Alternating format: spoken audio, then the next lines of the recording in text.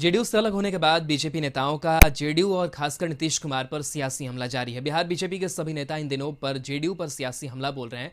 BJP के पूर्व राज्यसभा सांसद गोपाल नारायण सिंह ने कहा कि विपक्ष को एकजुट करने में जुटे नीतीश कुमार को कई पार्टी बुला नहीं रही है, बल्कि नीतीश कुमार खुद जा रहे हैं। उन्होंने दावा किया है कि जेडीयू से अलग होने के बाद बिहार बीजेपी और भी मजबूत हो गई है। गोपाल नारायण ने कहा कि बीजेपी में सीएम चेहरे की कमी नहीं है। केंद्र सरकार सड़क पुल के लिए फंड देती है, जिससे काम होता है। बिहार में रंगदारी सिस्टम है, मगर सरकार का प्रोटेक्शन नहीं मिल रहा है। उन्होंने कहा कि बिहार में 2024 का चुनाव हो या 2025 का, बीजेपी के लिए कोई चुनौती नहीं है। पीएफआई पर बैन पर उन्होंने कहा कि सरकार का फैसला सही है, देश विरोधी काम करने वाले संगठनों पर कार्रवाई होनी चाहिए।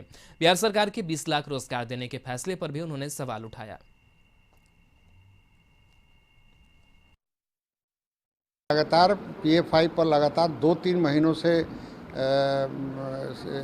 एनआईए लगा हुआ था, सीबीआई लगी हुई थी और हर एक गतिविधि को उनको वाच किया जा रहा था। और उसके बाद पुख्ता सबूत होने के बाद तब ये रेड की व्यवस्था हुई है।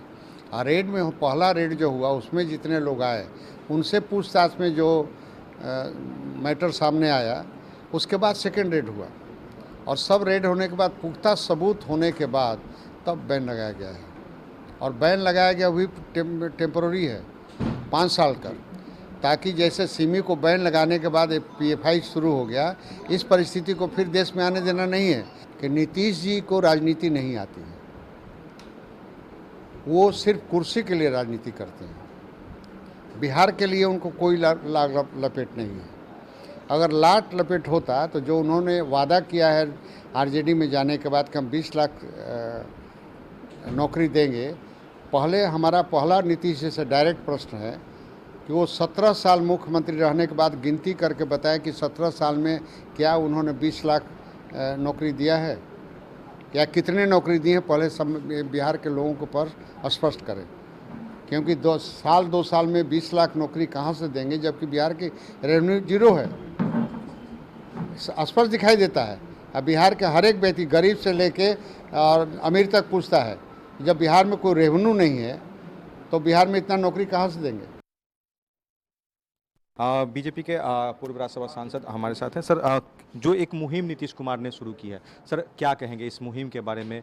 कितना असरदार होगा, क्योंकि बिहार की भूमि है, आंदोलन की भूमि है, इस बात को लेकर पहले हमको ये नहीं समझ में आता है कि आप लोग ये कहाँ क्यों नहीं देखते हैं, नीतीश को कोई विरोधी पार्टियां बुला नहीं रही हैं, ये खुद जा रहे हैं उन लोगों से मिलने के लिए। इनकी इस अस्तित्व को सभी भी, आप देश की जितनी क्षेत्रीय राजनीतिक पार्टियां हैं वो सब इनके अस्तित्व को समझती हैं, इसलिए इनको बुलाती नहीं हैं।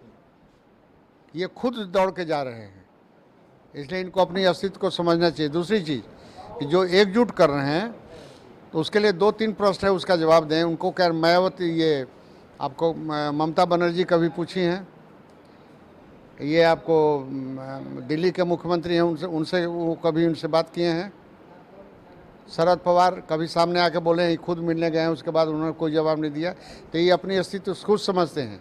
ये अपने को ज़बरदस्ती नेशनल प्लेटफार्म पर लाने के लिए कूद रहे हैं, छटपटा रहे हैं। हिसार में जो रैली हुआ विपक्षी एकता को जुटने के लिए, ना ममता बनर्जी पहुंची, ना अखिलेश यादव, ना अरविंद केजरीवाल, तो सर इस तरह की जो एक मुहिम जो शुरू की गई है, क्या उसका असर बीजेपी को कुछ डाउनफॉल में लाने को लेकर लगता है कि कुछ होगा? नहीं, इससे बीजेपी पर कोई असर नहीं पड़ता है, क्योंकि बीजेपी को बिहार की जनता समझती है, देश की जनता समझती है और नीतीश के खोखलापन की राजनीति को भी समझती है।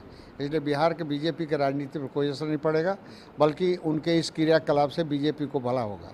और एक बात जो थी कि आप लोग डबल इंजन की सरकार कह के बिहार में जो है सरकार चल रही थी, अब अलग हो गए हैं। केंद्र सरकार और राज्य सरकार की जो एक जोड़ी थी, उसमें बिहार के जो विकास के लिए योजनाओं में जो फंड मिल रहा था, उस चीज़ पर लगता है कि सर क्या अब कुछ ऐसी स्थिति? ये तो केंद्र सरकार के ऊपर निर्भर करता है कि क्या पॉलिसी बनाए, तो उस पर हम नहीं बोलेंगे। लेकिन बिहार, हम डबल इंजन की सरकार बिहार को बना के दिए थे, हमारी पूर्ण बहुमत नहीं थी। इसके चलते हमने नीतीश जी का सहारा लिया, ताकि बिहार को हम विकसित करना चाहते थे। तो हमारे पास पूर्ण बहुमत नहीं थी, जब आते आते बहुत लेट हो जाता, तब तो बिहार और गतल खाते में जाती। इसलिए नीतीश को आगे करके हम लोग बिहार को विकसित करने की कोशिश किए, लेकिन उसमें भी अधूरा इसलिए रहा कि बिहार सरकार के जो मुखिया थे नीतीश कुमार जी, उनकी कोई सोच ही बिहार के बारे में नहीं थी। चैलेंज रहेगा एकदम रहेगा। नहीं 25 चैलेंज आपके लिए रहेगा नीतीश कुमार के सामने? कोई चैलेंज नहीं रहेगा, न 24 चैलेंज रहेगा न 25 चैलेंज रहेगा। हम स्वीप करेंगे यहाँ पर और हम अपनी सरकार बनाएंगे और ये 24 के चुनाव में सामने स्पष्ट हो जाएगा। इस समय कैमरा पर्सन सुनील के साथ गौतम गौड़ का न्यूज़।